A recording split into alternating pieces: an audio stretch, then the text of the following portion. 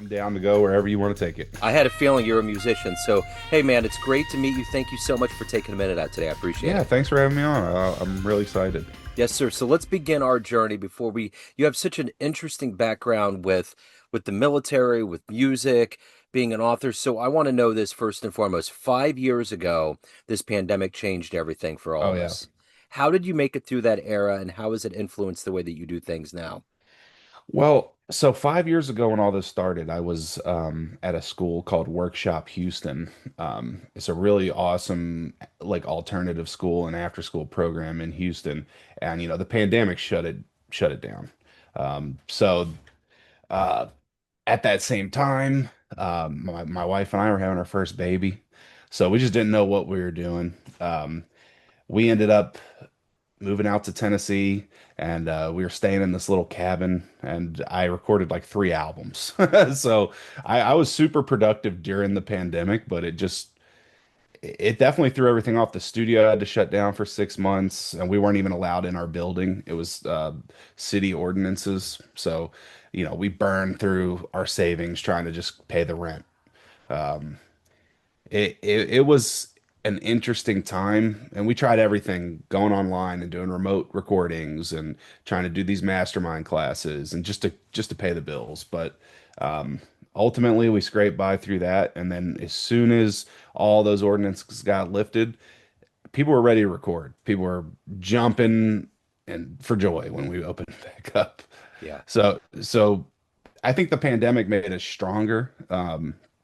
And it was a great time for me personally to just be more creative and get to spend time with the kids. And, um, you know, it was interesting though, because I was also in the military at that time too, in the Wow. guard. And, it was nobody knew what was going to happen. It was, are you getting dishonorably discharged if you don't get a vaccine? Are you getting, deployed? And there was during that same time the Nashville bombing happened, and Yeah. it was a really uncertain time on a lot of fronts, but creatively it was great for me. Yeah. Yeah. So let's get into all these things that you do on a daily basis and to boil it down to something that's understandable. I'm going to put you in front of a bunch of 12-year-olds at a grade school. It's career day. And one of the kids is like, "Hey, what do you do for a living?" How do you answer him? Well, that's great because I teach a lot of 12-year-olds. Yeah. I've done teaching from middle school up to college. So on my day-to-day basis, I'm running the recording studio, and when I'm teaching kids how to program music digitally. My degrees are in music production, so uh, we get down to programming drums and how do you use all the different tools to record and make music. And the best thing I think teaching these young kids is just watching how excited, like none of them will have any kind of music theory background or anything, but seeing that they can just hit a few buttons on a pad and actually make sounds that sound good. Um, so that's my favorite thing that I do on the day to day. And then of course like recording different artists and just making music. I mean, if you love music, there's nothing better than doing that. Yeah. So what did you want to be when you were a kid? Take me back to when you were 12 years old. Was it always being creative, being a musician? When I was 12 years old, that was the first time I said I was going to own a recording studio. Okay. And nobody ever thought that that was like a possible, thing. It was just, I used to tell everybody, I'm going to own a recording studio. I think I got my uncle gave me a guitar. I didn't really know how to play it, but I started a punk rock band with some of my friends, 3 chord, just power chord punk rock band. Um, None of us were any good and we were pretty terrible, but we progressed into different bands, and maybe a 4 chord punk rock band came next, and then some, until something clicked and actually got into a band when I was about 16, 17 that started doing some stuff. We're called Fruit Punch. We were a hardcore band, and we got signed by this record label QCR, and they took us all over the world. We were touring constantly. I dropped out of high school to tour, got my GED. Um, it was a dream come true. You know, they rented a van, they rented gear for us. It was like you just showed up with your drumsticks and your guitar and you're ready to go. Wow. They bought the merch, they paid for the studio time. It was, you know, but somewhere on that tour, on that heavy touring, I kind of came to the realization like, you know, the chances of you being a famous punk rock musician that can provide for a family are slim. It's not impossible. There are bands that have done it, but maybe I should save some of this money we're making and start a recording studio, like I've been saying since I was 12. So me and my best friend and bandmate Ethan, that's what we did. We got back from touring and started putting the foundation together for starting this recording studio. Um, and I always say that everything I've ever said, I do. So it might take a little bit of time, but I make sure it happens. That's cool. That's a great attribute. So you got an interesting mix of business and creativity going on here. So take me back to your childhood, the foundational seeds that were planted into you that made you have this creativity, yet owning a studio, being in the military. How did all of these foundational elements become you? Well, it that's an interesting question. You know, my dad played guitar, and he kind of sacrificed all his band dreams to, you know, provide for his family. My parents got divorced when me and my brother were pretty young, and my dad just kind of gave us the freedom to do whatever. You know, he had to work. He worked 16-hour days, welding and running a, you know, that kind of doing that kind of stuff. So we didn't have like a very traditional household. Um, and it was always tight, scraping by, but we were a super tight knit unit. You know, like my dad was my hero. And he always just believed in me as a musician. I'm talking from the time I was 12 and we were in those terrible punk rock bands, he's driving us to the skate park to play these shows. Or by when we got a little bit older and I was in where my name came from, Sxaks. That was one of my first bands that actually was doing stuff. He would drive us from Philly to Baltimore to DC to New York and just throw the drum set in the back of the truck cab and we're just, you know, going all around and he fully supported that. Um, so when I told him I wanted to do the studio when I was 12, he never doubted it. He was a big part of doing it, you know. Me, Ethan, and my dad built the studio ourselves, the first one. You know, we're at our second location now, but we built the first one ourselves. Uh, Board by board, brick by brick. We built a 12-inch raised floors, filled it with sand. It was 10 tons of sand by ourselves. You know, me and Ethan didn't even have any recording experience at that time. Wow. We had the studio before we actually recorded anybody. I was recording with a guy, Vince Ratty, like amazing engineer, and he was showing me some stuff, you know, just being very kind to a young guy. And then Ethan was started doing an internship when we first started at a studio called Drowning Fish, and yeah, that was all the experience we had. We were our first session, we were still gluing foam on the wall before they came in. Like the room just smelled like aerosol. And then uh the first session was a guy do truth, and from there it just clicked. It was I don't think any of our first recordings were any good, but we just kind of took the world by storm. We started doing the Marsten House Cyphers series, and that blew up. I don't think we ever expected it to be as big as it was. And we couldn't we couldn't go a day without, you know, a break. Like we were insanely booked up and we were doing a lot of, we really, me and Ethan both are musicians, so we wanted to incorporate a lot of creative stuff into the business.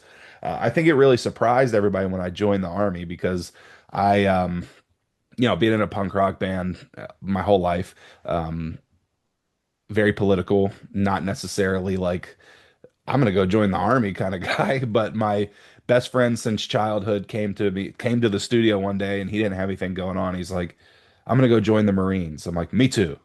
And that was how it started. We went to the Marines, and I have all these very visible tattoos. Yeah. And we go, and the guys are, well, you can get in, but there's no way you're getting in with those tattoos. And I was like, oh, and Chad's like, all right, well, let's go to the Air Force. And we went to the Air Force, and they're like, no.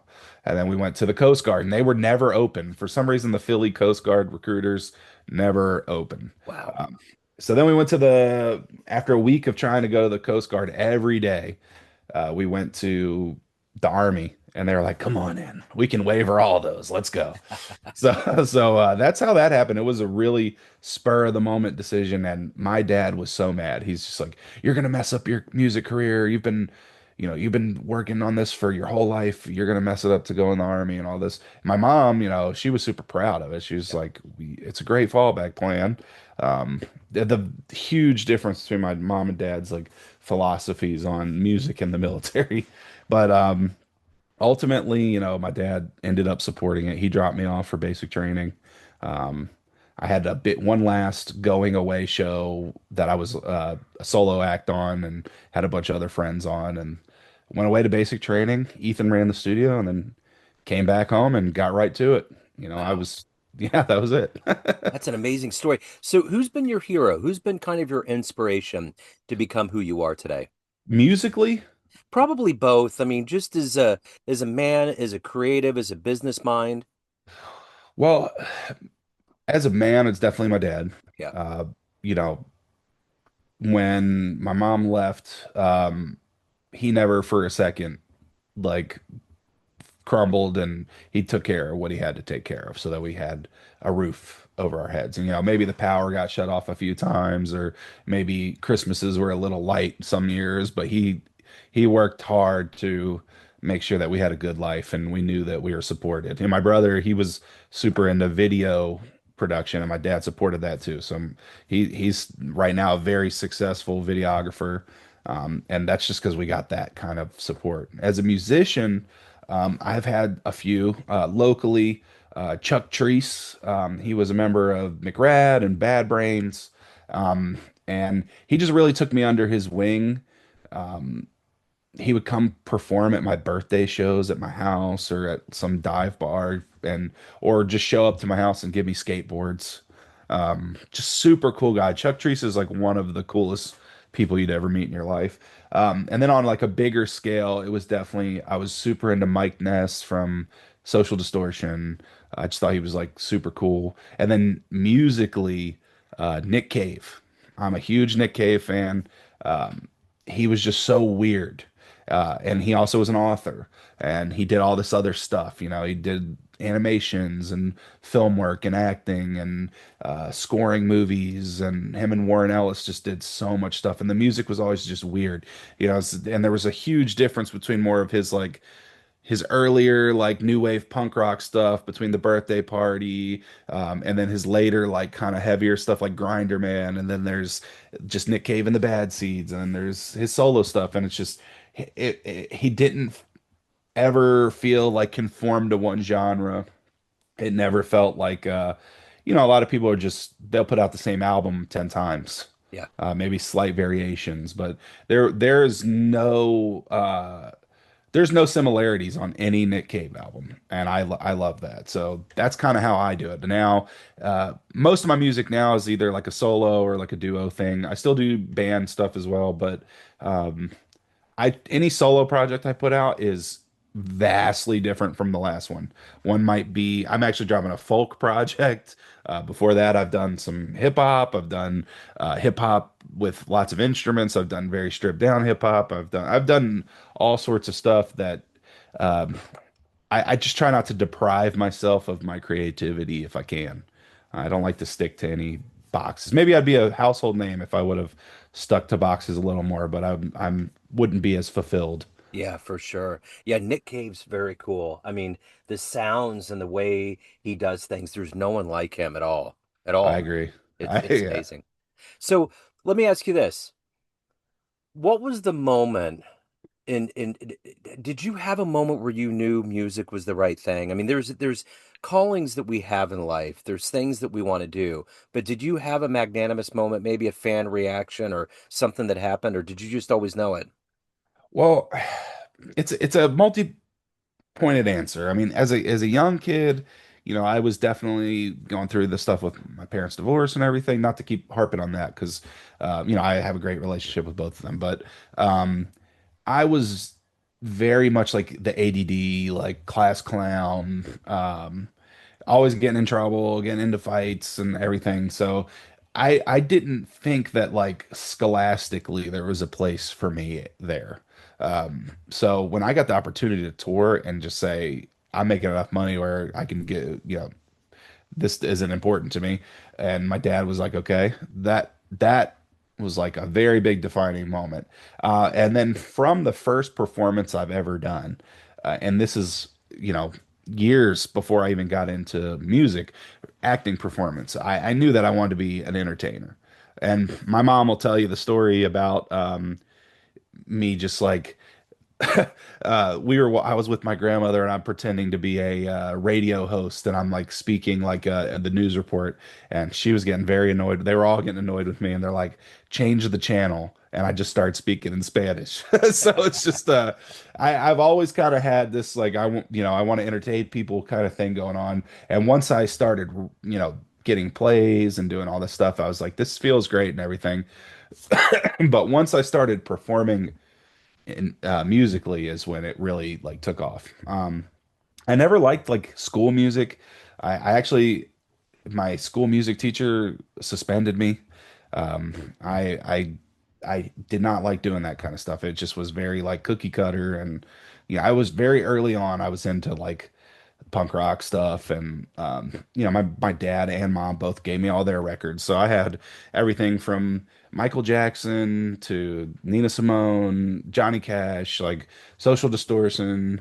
I just had this huge, I'm 12 years old with a 6 foot Nina Simone poster. I still have it in my house now, but Yeah. uh so I just had this big vast music catalog that the school music library wasn't cutting it for me. Yeah. But once I started touring and people were coming up and saying like, your music changed my life, or um, that you're helping me get through these hard times, and we're playing bigger and bigger shows, and there's more and more people out there, and I'm able to use, and I, again, like politics was always a very important thing to me. So I'm able to preach a little bit on stage, and people are sitting there listening to me. And we would have when we were doing Fruit Punch, we'd have a line out the door at our merch table because we would spray. We had a stencil, and you could come and we'd put the stencil on your shirt and spray paint it for Yeah. $5, and there'd be a line out the door of kids doing that, and it just felt great. Yeah. So I knew there was really no other there was no other avenue for me. I tried early young. I think I did a tattoo apprenticeship, um, and I love tattoo culture. There's a lot of things I love. I love sports. I love movies. I love all sorts of stuff, and I've gotten to work in a lot of these things. Comedy. I produced a comedy special. I've done a lot of cool stuff, but it's just there's nothing that beats performing. Yeah.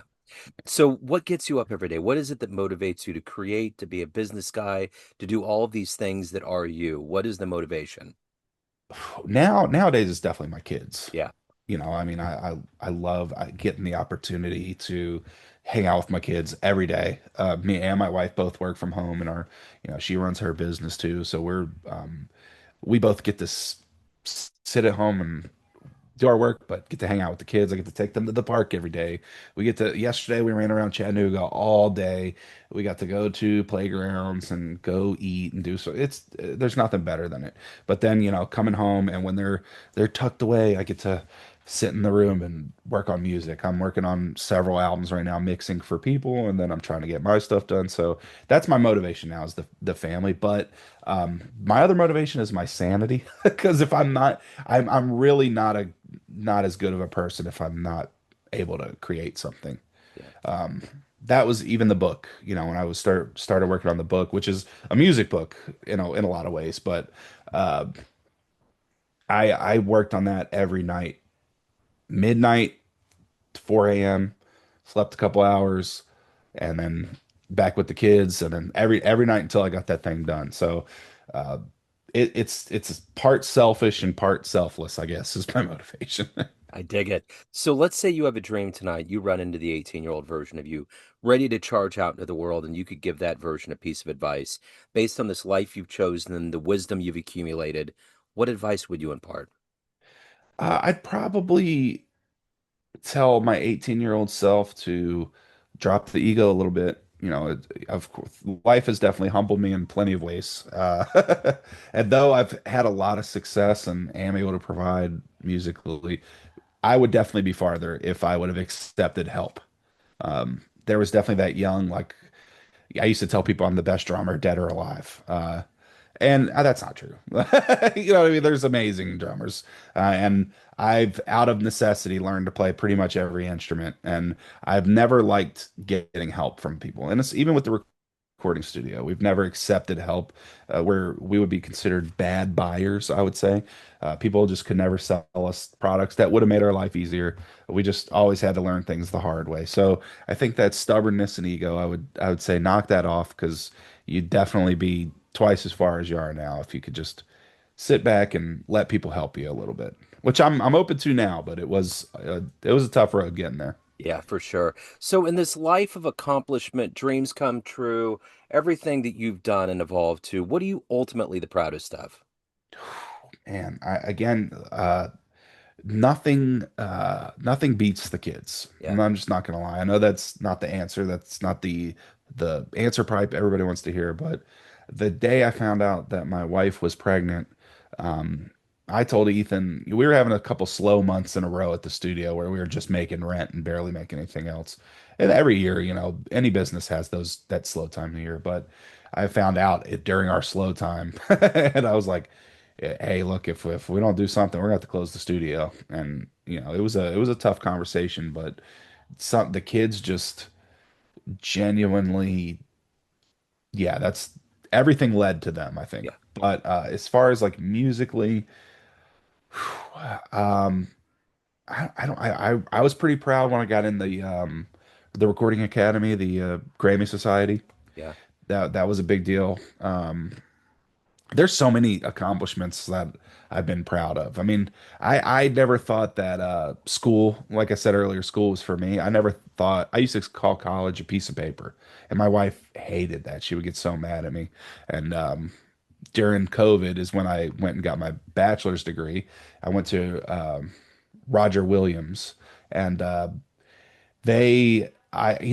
hit them up and I was like, look, I got everybody in the army always said I had the most certificates they've ever seen because I was the gung ho high speed soldier who volunteered for every training. So I just have this fat stack of certificates, and I sent them all this stuff in, and they gave me 90 credits for it. So I was like, well, how can I not finish at that point? So yeah. I just went through, knocked the bachelor's, and went straight into a master's like the next week after graduating.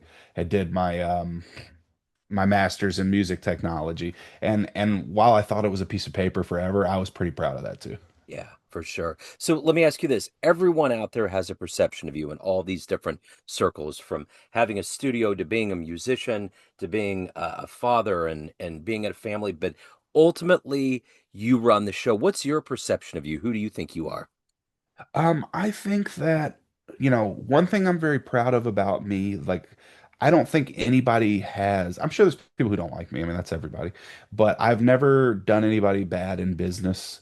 So I sleep really well at night knowing that I've never done anybody dirty in business. I've seen plenty of people do that and get ahead. And it's just not, I'd rather be where I'm at forever than screw somebody over. Yeah, So I think that I'm proud of myself in that way, and I've never compromised who I am or my creativity to get ahead or anything like that. So that's how I feel about myself, and I think most people would feel the same.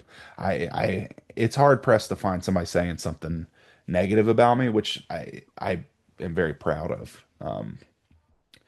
A lot of my clients we've been open for 16 years. I've had them for 16 years. right on.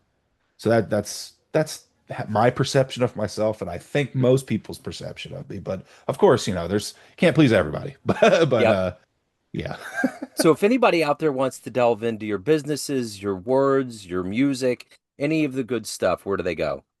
Well, you can go over to letsgoguy.com. That's my slogan. I said it one time on a cipher, and that just became everybody knows I'll be walking down the street in a state I've never been, and somebody will scream, "Let's go, guy," at me. And I'm just like, what? Or okay. But yeah, if you go to letsgoguy.com, you'll find a lot of stuff on me. And then all my social media. Steve Sxaks is pretty much me on everything.